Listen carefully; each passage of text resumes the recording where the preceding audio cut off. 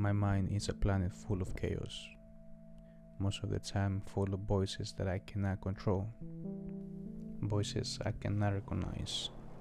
Some days are calm, others are pure storm, cold, loud. I cannot seem to find peace between the thunder. I can't seem to control it. Not until I listen to the voice of nature calling me from very far away.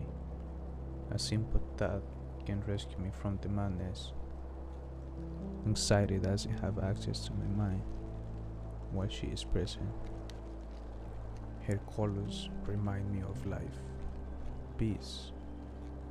Cold doesn't seem to exist when I'm with her. With her arms around me, I find peace. Now I have to tell her goodbye. Now that she has given me hope, it's time to face reality. I know they're waiting for me.